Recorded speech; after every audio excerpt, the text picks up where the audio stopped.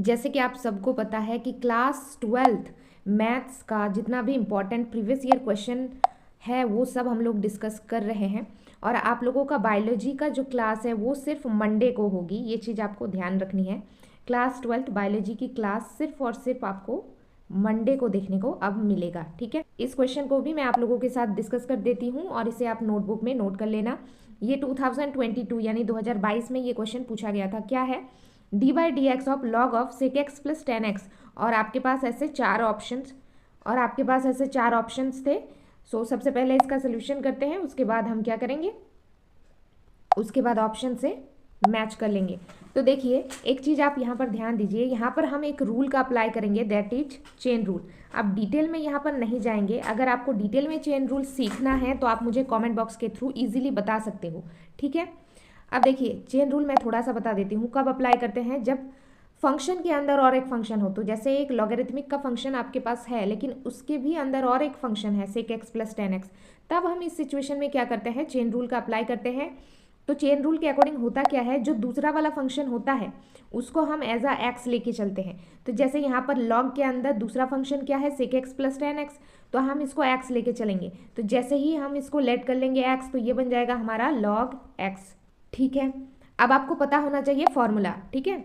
तो log x का differentiation का फॉर्मूला होता है d by d x of, मैं आपको बता दूं, log x is equal to, आपको फॉर्मूला लर्न होना चाहिए, दैट इज 1/x होता है, ठीक है।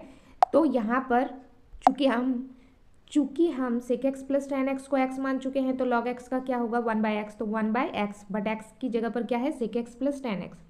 But according to chain rule क्या ये x था? बिल्कुल नहीं था। इसको तो हमने डिफ्रेंसिएशन करने के लिए x माना था, तो अगेन से इसका हो जाएगा डिफ्रेंसिएशन। तो d by d x of sec x plus 10x, यानी दूसरे बार उसी का डिफ्रेंसिएशन होगा जिसको आप x मानोगे। तो हमने सेक एक्स प्लस 10x को x माना था, इसलिए इसका दोबारा से डेरिवेटिव लेने की जरूरत पड़ गई।